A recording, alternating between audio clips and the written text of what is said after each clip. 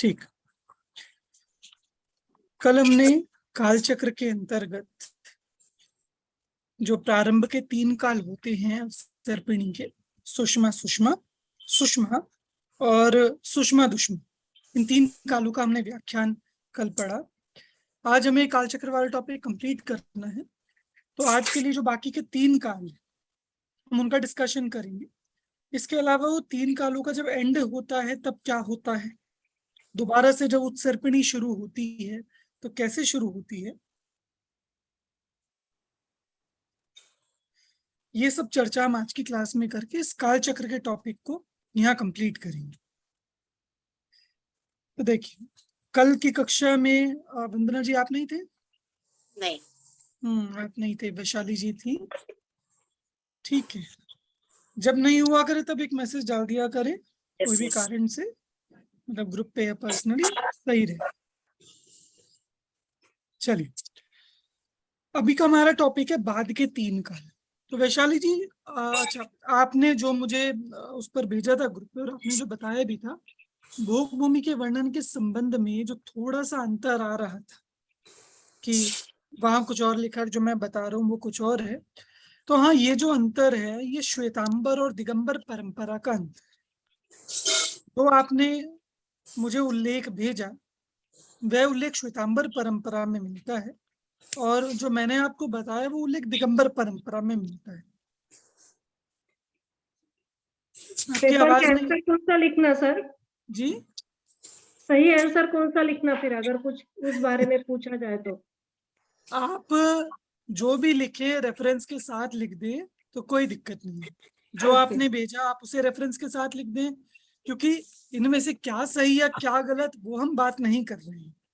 यहाँ तो बात यह है कि दिगंबर ग्रंथानुसार ये व्याख्यान है और श्वेतांबर ग्रंथानुसार ये व्याख्यान है। तो इसलिए आप तो सिर्फ रेफरेंस के साथ वो बात लिख दें तो बस वो उसके अनुसार वो बात सही है। ठीक, तो चलिए, शुरू के जो 3 काल हैं उनका एक नाम क्या है तीनों कालों का? सुषमा सुषमा एक नाम कॉमन नाम, भोग भूमि। भोग भूमि। क्यों? वहां किसी प्रकार के कर्म नहीं करने पड़ते, वहां कल्प वृक्ष होते हैं, तो जीव को भोग आदि की प्राप्ति हो जाती है, तो उसे कोई काम नहीं करना पड़ता, मेहनत नहीं करनी पड़ती। जो बाद के 3 काल हैं उनका नाम है कर्म भूमि। कर्म भूमि मतलब कि जहां कर्म करना पड़ता है विशेष रूप से। अच्छा, एक चीज और है, कर्म भूमि का एक अर्थ और है। भोग भूमि में मुख्यतया कौन से कर्म का उदय रहता है, पुण्य या पाप? पाप का। भोग भूमि में भोग भूमि में पुण्य कर्म, पुण्य कर्म का उदय, और कर्म भूमि में वेदनी 8 कर्म का, पाप का। नहीं, 8 नहीं पूछ रहे, उसमें पुण्य और पाप अगर आप भेद करें तो पुण्य का उदय रहता है, पाप का? दोनों रहते हैं। देखो, किसी के मुख्यता हो सकती है, पर यहाँ दोनों का ही उदय रहता है। कभी पुण्य का, कभी मतलब हमारे भी कभी पुण्य का आता है, कभी पाप का आता है। ऐसी विचित्रताएं सबके जीवन में देखी जाती है। विनीता जी सुन रहे हैं आप? हाँ, जय जिनेन्द्र सर। हाँ, सुन रहे। अपनी वीडियो ऑन कर ले। आयुषी जी आप भी कर सकते हैं, तो अपनी वीडियो ऑन रख ले। ठीक है, हेमा जी भी अपनी वीडियो ऑन करें। हेमा जी भी वीडियो ऑन कर ले। ठीक, तो कर्म भूमि में मतलब यहाँ एक अर्थ तो ये हो गया कि कर्म करने पड़ते हैं आपको। जो कहते हैं कि बैठे बैठे खाना नहीं मिलेगा, कुछ काम करना पड़ेगा। कर्म भूमि में क्या है, एक तो कर्म करने पड़ेंगे, दूसरा यहाँ पुण्य और पाप कर्म की विचित्रता होती है। जैसे भोग भूमि में तो एक पुण्य कर्म का ही उदय रहता है भोग भूमि में। कर्म भूमि में कभी पुण्य कभी पाप, एक जीव को भी कभी पुण्य कभी पाप, ये विचित्रता रहती है। इसीलिए भी इसका नाम कर्म भूमि है। तो ये 2 कारण रहे कर्म भूमि। ठीक, कॉपी पेन है ना आप सभी के पास? हाँ, तो यूज करो उसे। ठीक, मैंने एग्जाम में ये बात मैं ग्रुप पे भी सबको बताऊं कि सिर्फ स्टडी नोट्स के आधार से एग्जाम में नहीं आएगा। मैंने एग्जाम का मेन आधार आपके स्टडी नोट्स नहीं रहेंगे, बल्कि आपकी क्लासेस रहेंगी। कोई बातें ऐसी जो आपको स्टडी नोट्स में मान लीजिए नहीं है और क्लास में अलग से बताई जा रही है, वो चीज एग्जाम में आ सकती है। और आप क्लास ध्यान से सुने, भले आप स्टडी नोट्स ना पढ़े, कोई बात नहीं, वो तो एक तरह से रिवीजन वाले हैं, पर मेन आप ये सुने क्लास, तो आपको मोस्टली चीजें कवर हो जाएंगी। ठीक है, तो मेन ध्यान आपको क्लास का रखना। आइए हम कर्म भूमि के जो 3 काल हैं उनकी चर्चा हम यहाँ से शुरू करते हैं।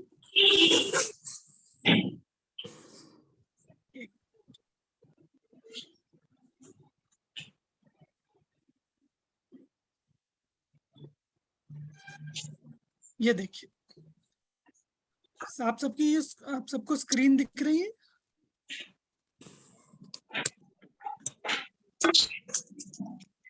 मैं जी दिख रही है। दिख रही है, ठीक है, मैं थोड़ा सा बड़ा कर देता हूँ इसको और बेहतर दिख जाए।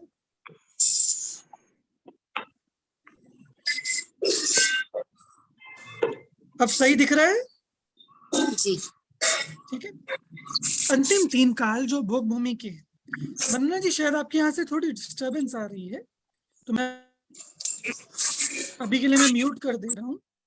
ठीक, जब बोलने का होगा तब आप अनम्यूट कर लीजिए। ठीक है, मैंने अभी के लिए म्यूट कर दिया। देखिए, कर्म भूमि, जिस भूमि में असी मसी कृषि, विद्या, वाणिज्य, शिल्प आदि कर्मों की प्रधानता रहती है, वह कर्म भूमि। इस कर्म भूमि की व्यवस्था, ये जो स्टार्टिंग का है, ये ऋषभ देव ने इसकी स्थापना की थी। एक तरह से जो वर्तमान कर्म भूमि है, इसके जो स्थापक हैं वे ऋषभ देव माने जाते हैं। जो हमारी अगली यूनिट है उसमें हम इसके बारे में और विस्तार से पढ़ेंगे कि ऋषभ देव ने किस तरह से ये कर्म भूमि की स्थापना की।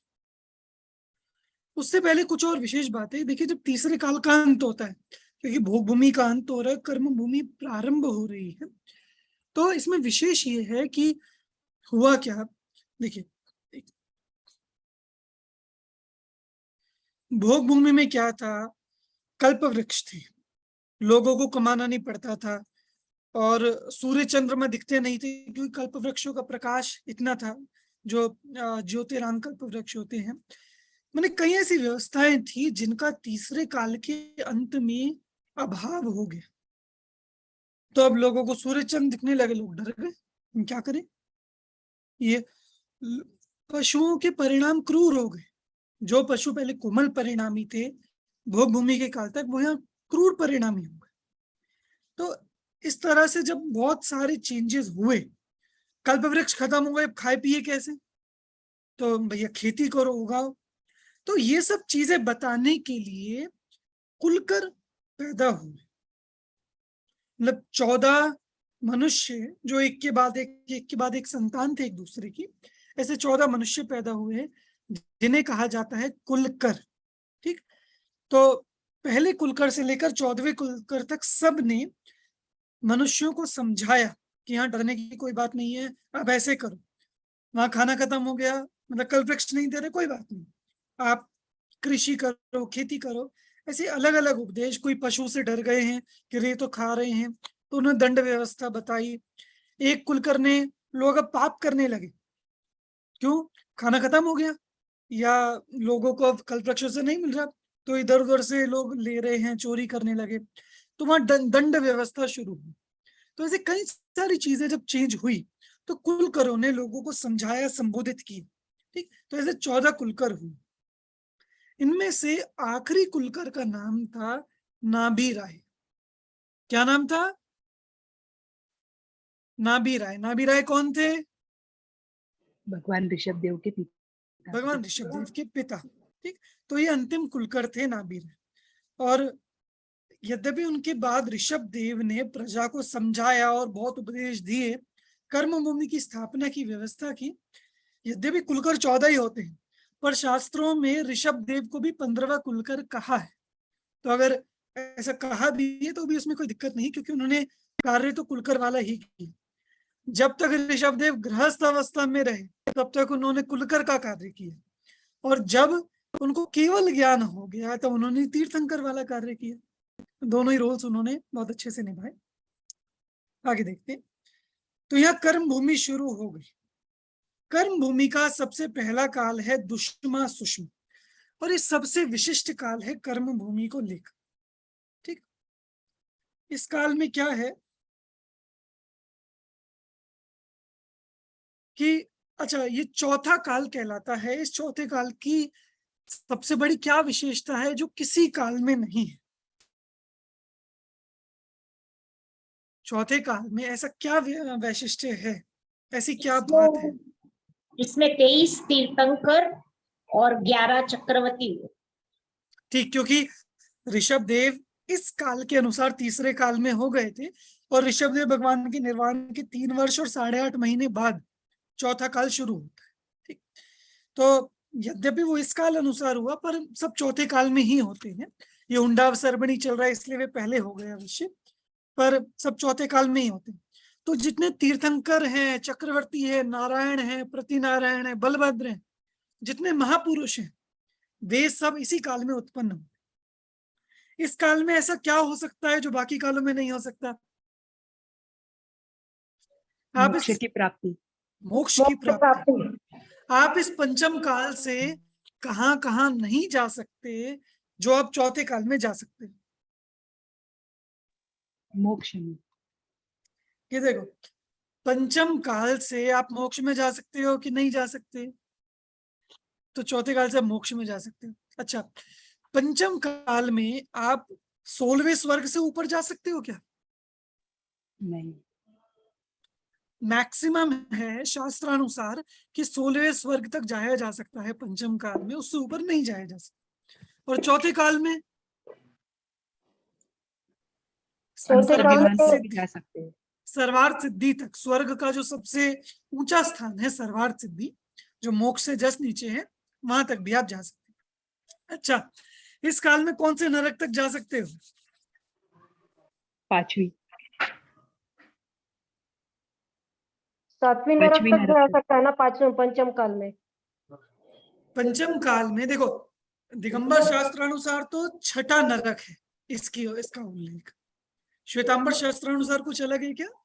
5वां नरक, 5वीं नरक, 7 नरक। नहीं, हेमा जी कह रही है 5वां नरक। वैशाली जी, आप 7वां कह रहे हैं। नहीं, 7वें नरक में तो 5वें आरे में नहीं जाते।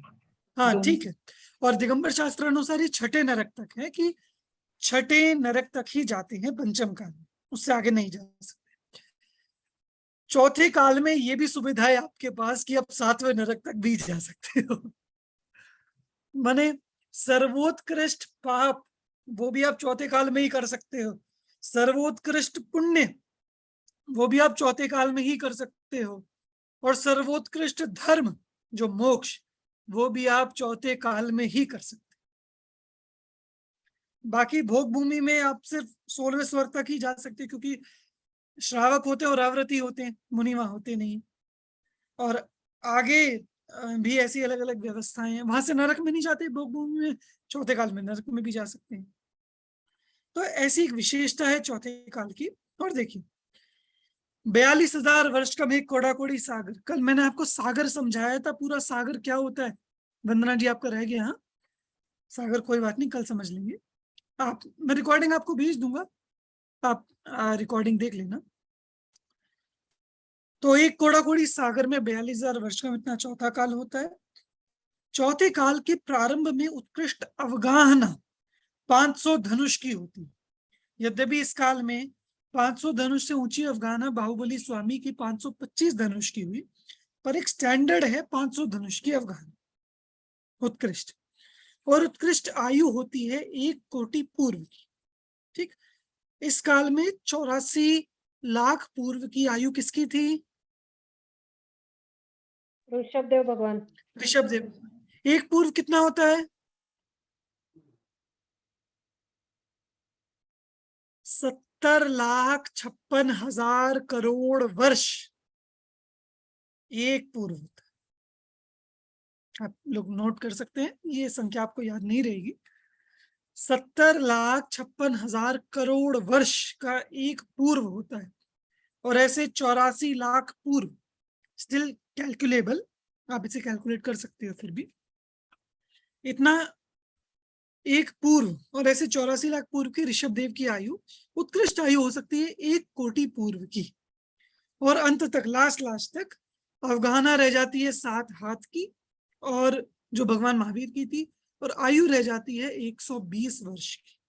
ठीक, इस काल में मैंने आपको बताया 63 चला का पुरुष होते हैं, और सभी में, चारों गतियों में, 7वें नरक में, सर्वार्थ सिद्धि तक, मोक्ष तक, निगोद तक, मतलब इस काल में हर जगह के रास्ते खुले। जहां आपको जाना है, आप जैसे परिणाम करो, हर जगह जाने की यहाँ पर सुविधा है। तो ऐसा है चौथा काल, और बहुत बड़ा काल होता है। मतलब आप जानते हैं ऋषभ देव भगवान से अजितनाथ भगवान के बीच में आधा चौथा काल निकल गया, माने 50 लाख कोड़ी सागर, वो इतना निकल गया, क्योंकि वो आगे आगे टाइम कम होता जाता है तीर्थंकरों का। पर ये बहुत लंबा टाइम है कि इतने काल तक भी जीवों में योग्यता रही मोक्ष जाने की। हम कभी पैदा हुए या नहीं चौथे काल में? हम कभी चौथे काल में पैदा, जिनल जी,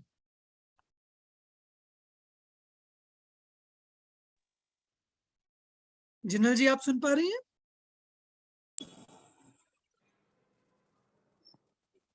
हुए होंगे सर, कोई ना कोई भाव में तो जीव उत्पन्न हुआ ही होगा वहाँ। हाँ, आप चाहें तो अपनी वीडियो भी ऑन कर सकते हैं, जैसा भी कंफर्टेबल हो। ठीक है कि हाँ बिल्कुल चौथे काल में हम भी अनेक बार पैदा हुए होंगे, और देखो योग्यता रहती है मोक्ष जाने की, फिर भी अभी हम संसार में भटक रहे हैं।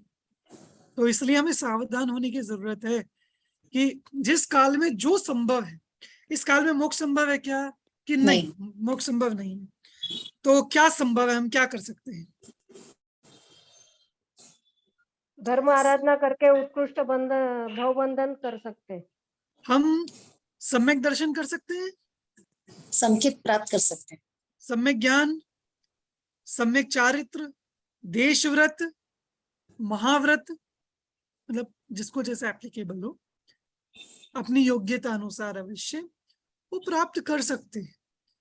इसका मतलब इस काल में आप इतना, तो अगर आप चौथे काल से होकर आए, आप अभी ये नहीं कह सकते कि सब मोक्ष तो होता नहीं, कैसा काल है मोक्ष होता नहीं। क्यों? जो होता है वो किया है क्या आपने? जो होता है एटलीस्ट उतना तो करो, फिर आप कहने के अधिकारी हो कि मोक्ष नहीं होता। ठीक है देखिए पंचम काल जो दुष्मा काल है, माने हम जिस काल में हैं अभी वर्तमान में, ये दुष्मा नाम का काल। भगवान महावीर के मतलब जितना काल ऋषभ देव के बाद चौथा काल प्रारंभ होने में लगा, उतना ही काल भगवान महावीर के बाद पंचम काल प्रारंभ होने में लगा। इसका टाइम बहुत सिंपल है, 21,000 साल का। और कितने हजार साल बीत चुके हैं? 2,500 साल, लगभग 2,500 साल, मतलब 2600 कुछ वर्ष बीत चुके हैं इस काल के लिए, 2500 कुछ वर्ष अवश्य। तो 21,000 वर्ष, और अभी 18,500 वर्ष लगभग बाकी है इस काल में। उत्कृष्ट आयु 120 वर्ष की इस काल में होती है स्टार्टिंग में, अब तो नहीं होती है, अब तो और कम हो गई है।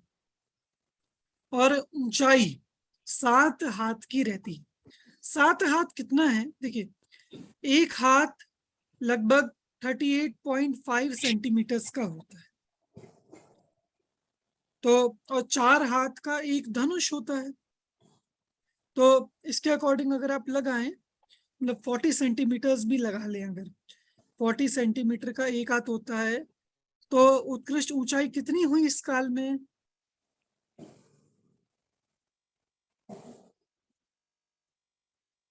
280 सेंटीमीटर लगभग, मतलब 260-70 सेंटीमीटर इतना लगभग। मतलब ये कितना फुट हो गया? लगभग 10 फुट के करीब, 10-11 फुट के आसपास। मतलब इतना उत्कृष्ट हाइट रही होगी स्टार्टिंग में। अब तो नहीं है, अब तो 6 फुट 7 फुट भी किसी किसी की है, इतना हाइट तो हीन होता जाता है जैसा अवसर। यद्यपि इस काल, अच्छा इस काल में किसी को मोक्ष हुआ या नहीं हुआ? हो सकता है या नहीं?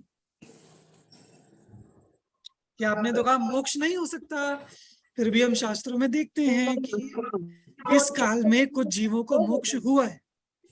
मोक्ष हुआ है। मोक्ष हुआ है। जम्बू स्वामी, गौतम स्वामी, सुधर्म स्वामी, जो अनुबद्ध केवली कहलाते हैं, और भी अन्य नाम आते हैं कि इनको मोक्ष हुआ। तो भाई इनको मोक्ष हो गया तो हमें भी हो सकता है फिर तो इस काल में। जो चौथे काल में जन्मे वे पांचवे में मोक्ष कि योग्यता जो मोक्ष की है उसका निर्धारण जन्म से होता है, कि पंचम काल का जन्मा व्यक्ति वो मोक्ष नहीं जा सकता।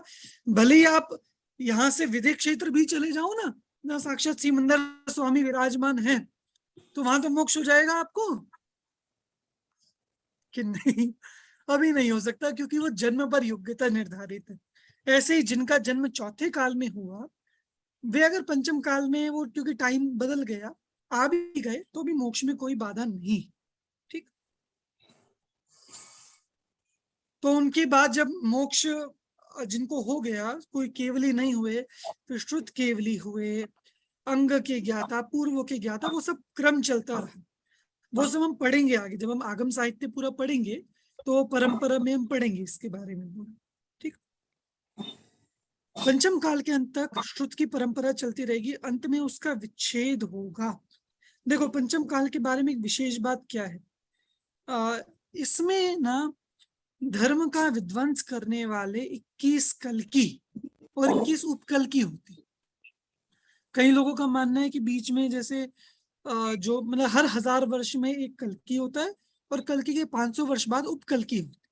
ठीक, तो इसका मतलब क्या है कि कुछ लोग ऐसा मानते हैं कि जैसे बीच में जो मुगल शासन रहा, और बीच में कई ऐसे मुगल शासक रहे, महमूद गजनवी आदि, जिन्होंने हमारी प्रतिमाओं को नष्ट किया। कईयों ने जैन धर्म पर एक तरह से प्रतिबंध लगा दिया। जैनियों को मुगलों में या तो इस्लाम स्वीकार करो वरना मारे जाओ, ऐसे कई लोग का कत्ल किया, मुनिराजों का कत्ल किया। ऐसे ऐसे कथानक आते हैं पीछे। तो उन राजाओं को भी कल्की माना जा सकता है कि हाँ वे धर्म के विध्वंसक थे। ऐसे 21 कल्की, 21 को उपकल्की होते हैं पूरे पंचम काल। अब होता क्या है, पंचम से छठा काल कब आता है, तो इसकी एक इंटरेस्टिंग कहानी आई है दिगंबर शास्त्रों में, वो मैं बताता हूँ। ये देखिए 4 नाम आप याद रखें, वीरांगज मुनिराज, सर्वश्री आर्यिका, अग्नि श्रावक और पंगुश्री श्राविक। ठीक, ये 4 नाम। देखिए कहानी क्या है कि जब लास्ट का टाइम होता है बिल्कुल पंचम काल का, तो आखिरी कल्की होता है। वो पूछता है अपने मंत्री से कि इस देश में ऐसा कोई है क्या कि जो मेरे वश में नहीं।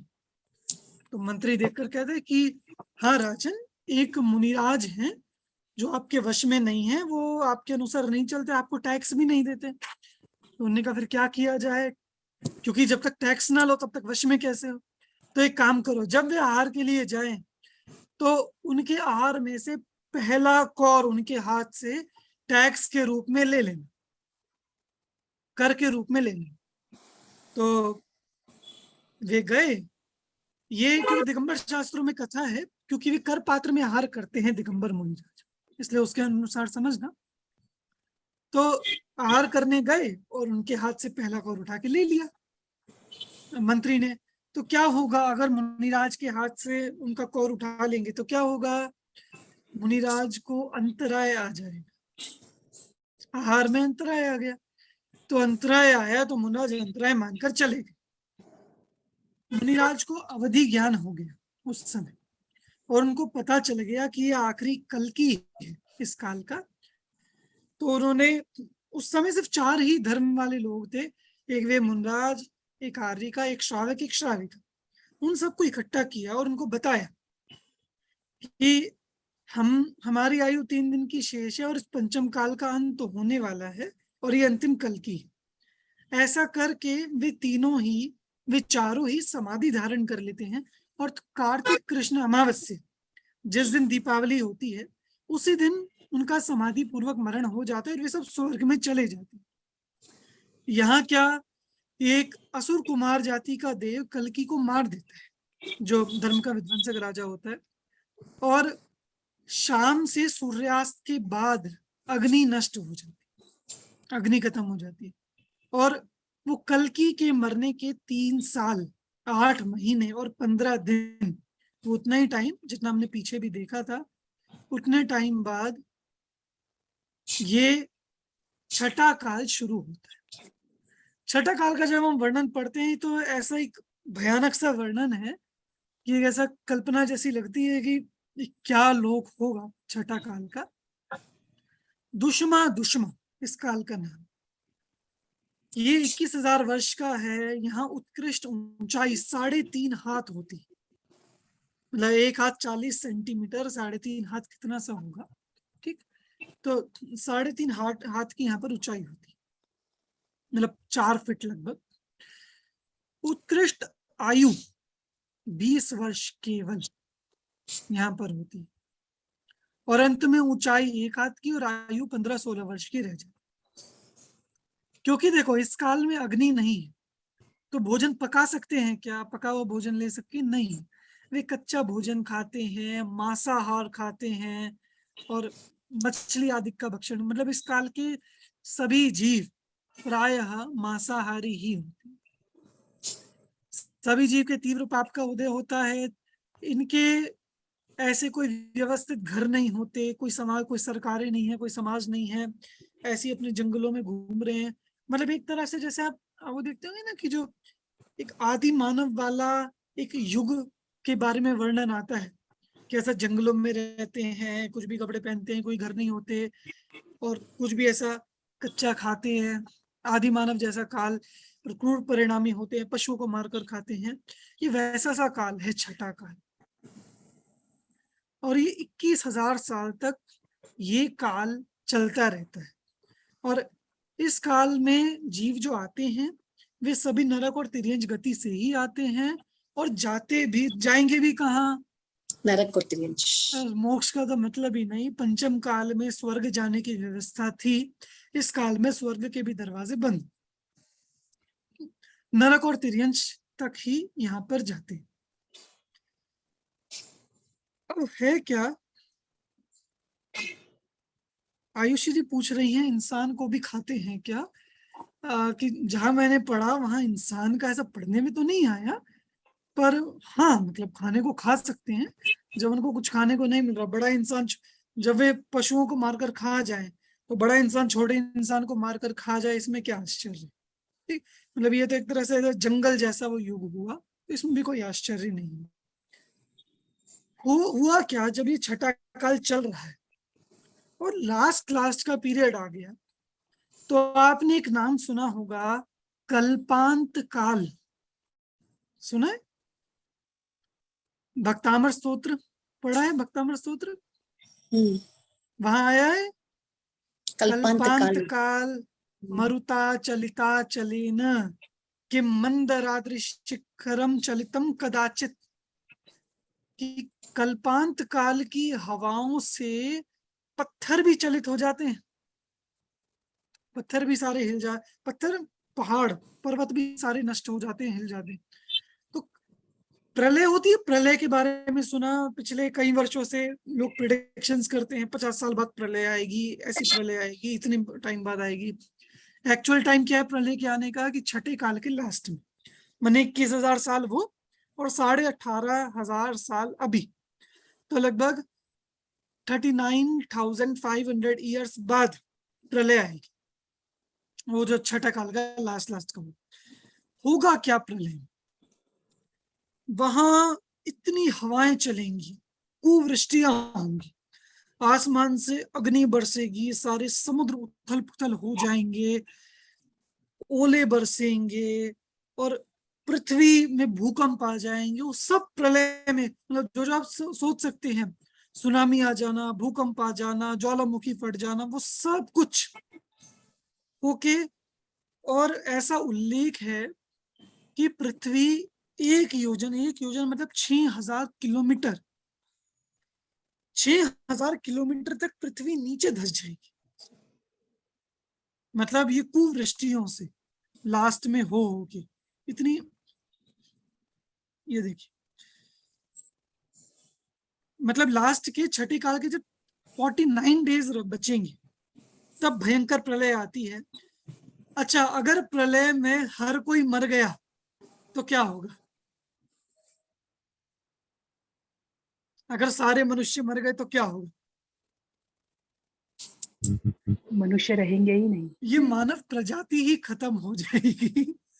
आगे कोई कैसे पैदा होगा? इसलिए 72 जोड़े जो देव हैं, वे गंगा और सिंधु नदियों की गुफाओं में, उनके किनारों पे 72 जोड़ों को लाकर सुरक्षित रख देते हैं, कर देते हैं, और वे लोग बच जाते हैं। मतलब अंदर ऐसी गुफाओं में चले जाते हैं जिस तरफ प्रलय नहीं आती, क्योंकि प्रलय आती है आर्यखंड में, आर्यखंड। और वो जो उसके कॉर्नर पे जहाँ आर्यखंड का डिवीजन है, वहां पर गंगा और सिंधु नदियां हैं, तो वहां पर देव इन्हें ले जाकर सुरक्षित रख देते हैं, 72 जोड़ों को, और कुछ मनुष्यों को और कुछ तिर्यंचों को भी। क्यों? अगर तिर्यंच भी कोई नहीं बचा तो भैया तिर्यंच की प्रजाति खत्म हो जाएगी। तो यह मनुष्य और तिर्यंच इसलिए कुछ बचते हैं। 7 दिन तक अलग अलग कुवृष्टियां होती है। 7 दिन तक ओले बरसते हैं, 7 दिन तक अग्नि बरसती है, 7 दिन तक विष बरसता है। ऐसे बरस बरस के वो पृथ्वी 1 योजन तक जलकर नष्ट हो जाए। उसके बाद प्रलय खत्म, और इसे कहते हैं कल्पांत काल। मतलब बिल्कुल लास्ट का पीरियड काल का। कि देखो, काल शुरू होता है उत्सर्पिणी से। जो कल्प काल है शुरू होता है उत्सर्पिणी से, तो वहां से शुरू होगा, फिर वहां से अवसर्पिणी चलता हुआ अवसर्पिणी के एंड में पूरा होगा। तो ये पूरा एक कल्पकाल होता है 20 कोड़ा कोड़ी सागर का। ठीक। उत्सर्पिणी के प्रारंभ में, अब देखो पृथ्वी पूरी जल गई, तो क्या होगा जब उत्सर्पिणी शुरू हुई? उत्सर्पिणी का क्या मतलब था? बढ़ता। बढ़ता। तो जब स्टार्टिंग हो गई तो जैसी कंडीशन है वहां से कुछ अच्छी कंडीशन होगी, कुछ बढ़ती हुई कंडीशन होगी। तो अब सब कुछ जला हुआ है, सब कुछ नष्ट है, भैया इससे बुरा क्या होगा? तो अब इसलिए अच्छा काल शुरू होता है। जो कहते हैं अच्छा टाइम आएगा, कि नहीं नहीं नहीं, आगे आगे तो बुरा टाइम आएगा, अच्छा टाइम तो उत्सर्पिणी शुरू होने पर है। तो वहां सुवृष्टियां होंगी, अमृत बरसेगा, पानी बरसेगा, ऐसे अलग अलग अच्छी अच्छी चीजों की 7 दिन तक वृष्टियां होंगी। तो पृथ्वी पूरी अच्छी तरह से परिपक्व हो जाएगी, अच्छी हो जाएगी। पर अभी भी क्योंकि अग्नि नहीं है और है दुश्मन दुश्मन काल ही, तो 21,000 वर्ष तक वही काल चलेगा, दुश्मन काल। 21,000 वर्ष तक दुश्मन में यही सब चलता रहेगा। मतलब लोग मांसाहार खाते रहेंगे, जो जैसा आचरण यहाँ पे था। बस ये है कि वो बेटर होता रहे, लोगों के परिणाम अच्छे होते रहेंगे, हाइट बढ़ती रहेगी, बल बढ़ता रहेगा। वही जो सब चीजें उत्सर्पिणी में, अवसर्पिणी में उल्टी थी, वो यहाँ स्ट्रेट होती जाएंगी। होगा क्या जब पंचम काल शुरू होगा, मतलब यहाँ का पंचम काल, वहां का दूसरा काल, दुश्मन काल, उसके 20,000 वर्ष तक भी वही सब चलता रहेगा। अग्नि नहीं होगी, लोग वैसी कच्चा खाएंगे। अभी देखो, अवसर्पिणी में कुलकर कहाँ हुए थे, किस पॉइंट पे हुए थे? अवसर्पिणी में कुलकर तीसरे काल के लास्ट में, जब कर्म भूमि शुरू हुई। यहाँ जब दुश्मन सुषमा काल आने वाला है, मतलब तीर्थंकर आदि होने वाले हैं, उससे पहले यहाँ कुलकर होते हैं 14। ठीक है, कोई बात नहीं। यहाँ 14 कुलकर होते हैं, और वे लोगों को सब सिखाते हैं कि किस तरह से आप रहो, अच्छे से रहो,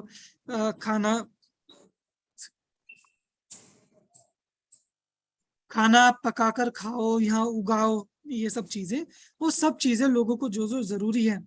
विवाह करना सिखाते हैं, क्योंकि ये तो जंगलियों की तरह जी रहे हैं सब, कोई परिवार नहीं, कुछ नहीं, तो ढंग से परिवार और समाज बनाना सिखाते हैं। कब? जब इस पंचम काल के 1,000 वर्ष शेष रहते, मतलब घूम फिर के जब यही आएगा ना काल, जहां अभी हम हैं, तब तो इतनी बुरी हालत होगी। क्योंकि अभी देखो, अभी जो हमारे पास आया है वो अच्छे से आया है, तो इसलिए अच्छे समय की कुछ चीजें अपने पास हैं, अपने पास अभी शास्त्र भी हैं, भगवान की वाणी है। उस समय तो कुछ नहीं होगा, सब नष्ट हो जाएगा। और इसलिए वो कुलकर वो सब सिखाएंगे, और उसके बाद वो सब समाज धीरे धीरे बनेगा। और फिर वो तीर्थंकर आदिक जो महापद्म राजा श्रेणिक के जीव जो प्रथम तीर्थंकर होने हैं, उस काल में वे प्रथम तीर्थंकर होंगे। और वहां से फिर वो वृद्धि होते होते होते होते वो फिर से यही साइकिल वो चलेगा, फिर अवसर्पणी आएगा, फिर उत्सर्पणी, फिर अवसर्पणी। इस तरह ये कब तक चलता रहेगा? खुलकर कौन से आ गए मैम? खुलकर यहाँ दुश्मा आरे में होंगे। दुश्मा वहां हुए थे, हाँ, मतलब जो यहाँ का पांचवा आ रहा है वहां का दूसरा आ रहा है, मतलब वहां का दूसरा आ रहा है, दुश्मा आ रहा है उसके एंड में जब 1000 साल बचेंगे। क्यों? क्योंकि अगला काल तीर्थंकर, और वे तो सोचे ना कि भाई तीर्थंकर आने वाले हैं यहाँ पे, और जैसे वो ना कोई घर बहुत गंदा हो और कोई बड़े मेहमान आने वाले तो हम कहेंगे ना कि अरे अच्छा साफ कर लो, बढ़िया जैसी सफाई अब महीनों में नहीं करते वैसे बड़ी अच्छी सफाई कर लो, सजा लो। ऐसी बोले तीर्थंकर आने वालों क्या हालत हुई है, अरे लोग जंगलियों की तरह रह रहे हैं, कुछ अक्कल नहीं है, कैसे परिणाम है, इसलिए खुलकर आके सब व्यवस्थित कर देते हैं, फिर तीर्थंकर आते। ठीक, तो इस तरह ये उत्सर्पणी अवसर्पणी का काल चक्र अनंत काल तक ऐसे ही चलता रहता है। ये है जिनागम अनुसार काल चक्र का संपूर्ण वर्णन। हमें इसमें क्या करना, हमें क्या सीख लेनी इससे, कि हम भले ही अभी पंचम काल में हैं वर्तमान में, और अनंत काल तक हमें इस काल चक्र में घूमते रहना है जैसा करते आए हैं अनादि से, कि नहीं, मोक्ष में काल परिवर्तन नहीं, वहां जीव भ्रमता नहीं है, स्थिर रहता है। इस काल में हम मोक्ष नहीं जा सकते, भले कोई बात नहीं, आप पुरुषार्थ करो, सम्यक दर्शन करो, व्रत धारण करो, मुनि पद प्राप्त करो और साधना करो, अभ्यास करो। आप भाग्य हुआ तो कहो यहीं से विदेश क्षेत्र चले जाओ, वहीं से मोक्ष चले जाओ, वरना यहाँ से स्वर्ग जाके फिर जहां चौथा काल वर्त रहा है वहां से आप मोक्ष चले जाओ, पर शीघ्र ही मुक्ति की प्राप्ति होगी। इसलिए हमें सावधान होकर इस मोक्ष मार्ग में लगना चाहिए। तो इस तरह काल चक्र का वर्णन यहाँ पर पूरा हुआ। आप सबको समझ में आया ये काल चक्र? हाँ। जिनल जी, आयुषी जी, हेमा जी, आप सबको स्पष्ट हुआ क्या? नहीं रिस्पॉन्स? हाँ, आयुषी जी का रिस्पॉन्स है। हेमा जी, जिनल जी आप सुन रहे हैं? चलिए कोई बात नहीं, जो जितना समझा। तो इस तरह हमारे पूरा, किसी का कोई प्रश्न इससे संबंधित?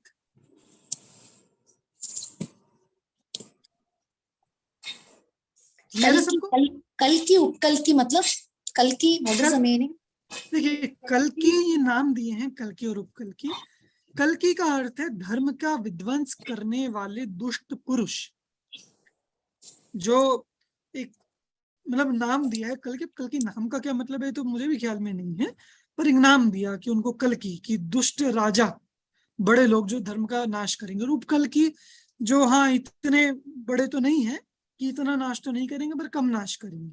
तो जो ये सेकंड, चार नाम दिया, अभिरांगन मुनि, सर्वश्री, वे सब कल की थे? ना ना ना ना ना ना, वे सब तो इस काल के लास्ट में जो धर्मात्मा बचेंगे, चार नहीं, धर्म। लेकिन श्वेतांबर बुक में दूसरा नाम दिया हुआ है, दूसरे 4 जने का नाम दिया हुआ है। वही है, देखिए डिफरेंस होगा। अच्छा। नाम का मैंने बताया ना, मतलब श्वेतांबर और दिगंबर में। अब पता है जो अपना अगला टॉपिक है ना, जो आगे आएगा, वो टॉपिक ही जैन सेक्ट्स है, दिगंबर, श्वेतांबर, यापनीय संघ। तो वहां हम ये सारा डिस्कशन करेंगे मेनली। पर वही है कि आपको दिगंबर श्वेतांबर में आपको करणान योग में, द्रव्य योग में डिफरेंस नहीं मिलेगी, प्रथमान योग में और चरणान योग में आपको जरूर डिफरेंस मिलेगी। इसलिए जहां वो डिफरेंस आए कि ये दिगंबर मत अनुसार है, वो श्वेतांबर मत अनुसार है। और देखिए अपने लिए तो अच्छा ही है कि मान लो श्वेतांबर संबंधी आप लोग को ख्याल में है, दिगंबर संबंधी मैंने बता दी, तो दोनों ख्याल में आ गए। ठीक है, ठीक, थैंक यू। तो अभी की कक्षा में यही पूरी करते हैं। नेक्स्ट क्लास आपकी वंदना जी लेंगी। सभी को जय जय जी।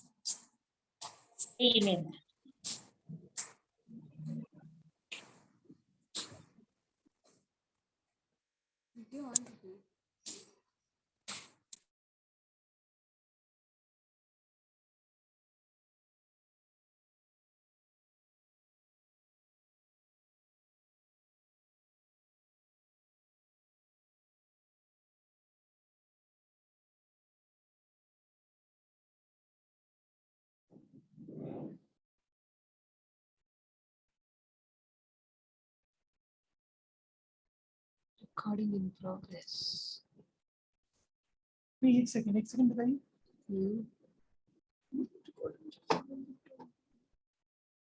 एक सेकंड।